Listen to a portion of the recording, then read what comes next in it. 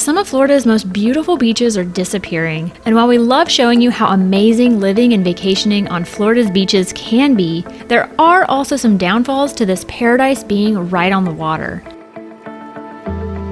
One of those downfalls is beach erosion, which can happen slowly over the course of years or in just a matter of hours. Recently, Florida's Gulf Coast was impacted by major storm surge from Hurricane Idalia, and while the Tampa-St. Pete area did see some beach erosion, the damage we found just to the south in Sarasota County was much more severe.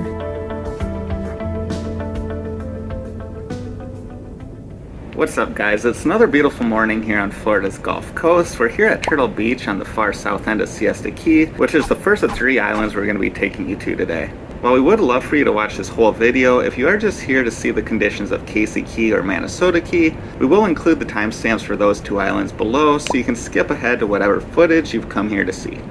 And if you want to see the conditions of the beaches further to the north in the St. Pete area following Hurricane Idalia, we'll leave a link to those videos in the description and at the end of this video. Now, unlike those videos, Jamie was able to join me today, so you won't be stuck listening to just me for the entire video. We wanted to check out Turtle Beach on the way to Casey and Manasota Key because this beach has a history of beach erosion, and earlier this summer it actually underwent an $8 million beach renourishment project where they trucked in over 90,000 cubic yards of sand from the middle of the state. Now, Turtle Beach seems to have terrible timing when it comes to hurricanes. Back in 2016, there was another beach restoration program completed, but unfortunately, Hurricane Hermine eroded quite a bit of the new sand later that same year. Now, the 2023 beach restoration project was completed just a few months ago in June, just a couple of months before Idalia hit. We actually had visited this beach back in June, not too long after the beach restoration project had started, and they were literally laying down the sand right in front of beachgoers. To us, it does look like the sand was at least moved around quite a bit. You can see the line where the older sand that's salt and pepper colored is starting to show again, and the light tan colored sand is the newer sand that was trucked in just a few months back.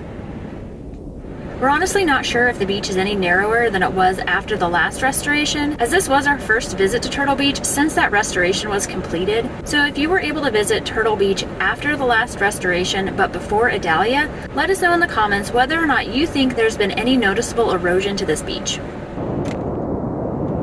As we drive up Midnight Pass Road here on Siesta Key, there's really no signs of Idalia that we can see. But it is important to point out that the main road on Siesta Key isn't right along the beach like the main roads on Casey Key and Manasota Key. While driving up Siesta is beautiful, the drives on Manasota and Casey Key are our absolute favorite drives in this area. And if you've never seen just how gorgeous the drives are on these 2 islands, you're definitely going to want to stick around to see that footage.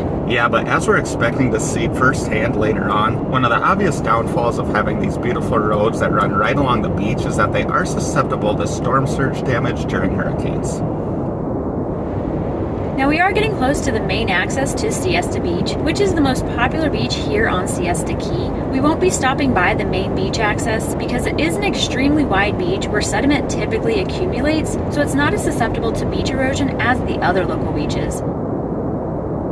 We did spend some time on the beach and in Siesta Village this weekend, and we can confirm that the beach is still very wide and the village is up and running.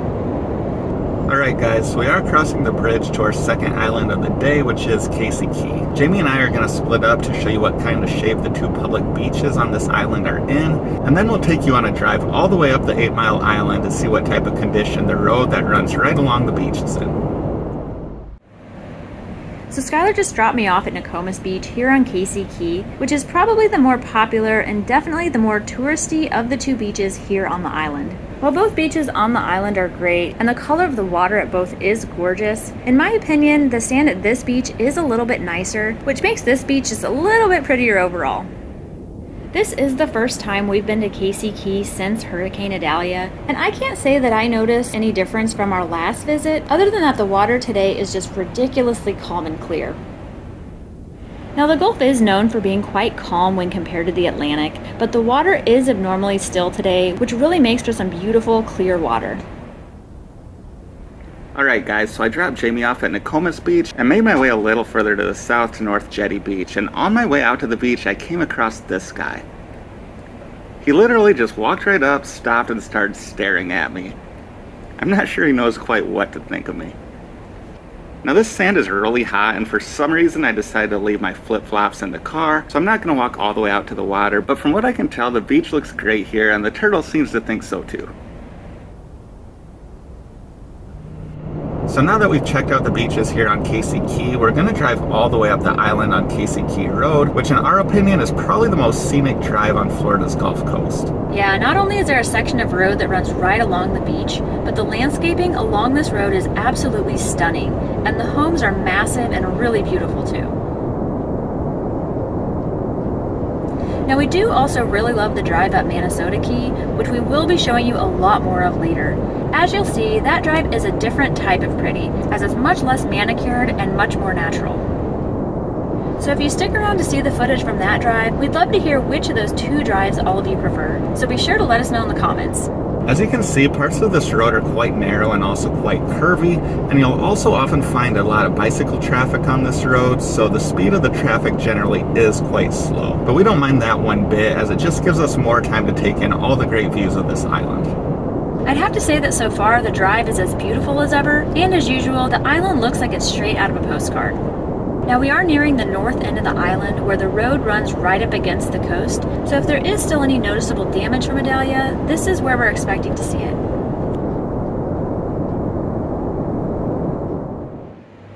Okay, so we reached a section of the road that runs right along the water, and Jamie dropped me off to get some footage. As you can see, almost every one of these little private beach accesses have been damaged. Almost all the stairs leading down to the beach have been washed out, and many of the accesses have been blocked off for safety reasons. Now, in case you guys are wondering, there is no filter on this video. This is actually what the water looks like today.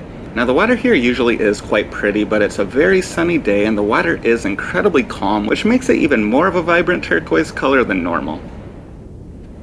I'm not going to be able to get down on the beach here because there are no public access points, but obviously the beach is much narrower here compared to the beaches at the public accesses, and as a result I'm sure there's been a considerable amount of erosion to the sand dunes, which is probably what caused all of these stairs to collapse. We're going to show you a little bit more driving footage here on the north end of Casey Key before we take you a little further south to Manasota Key. And while there definitely was more noticeable damage here on Casey Key than there was on Siesta, we are expecting Manasota Key to have the worst damage of them all based on what we've read. Yeah, well, we did hear that a small section of the road on Casey Key was closed due to it being covered in sand and debris. It was back open real quickly. And since that closure would have been at the far north end of the island, it really wouldn't have had much effect on most people's ability to access the public beaches, as they are both located near the South Bridge at the far south end of the island. So we've made it to our third island of this video, Manasota Key. Unlike Casey Key, this island is not nearly as well known as some of the nearby islands like Siesta Key to the north and Fort Myers Beach to the south, but it really is one of our favorites to visit. Now, like Casey Key, Manasota Key has a north and a south bridge, and we decided to access the island via the north bridge today. From what we've heard, a section of Manasota Key Road, the road that runs almost the entire 11-mile length of the island, was completely destroyed. So we're guessing that we're not going to be able to make it all the way to the south end of the island, but we're going to drive as far south as we can. We've come to the point on the road where we really can't go any further. There's not really anywhere to park here, so Jamie's going to drop me off so I can show you all the condition of this road. Alright, so as you can tell from this footage, the road is obviously completely destroyed, and it doesn't appear that they've done much of anything yet to begin fixing it.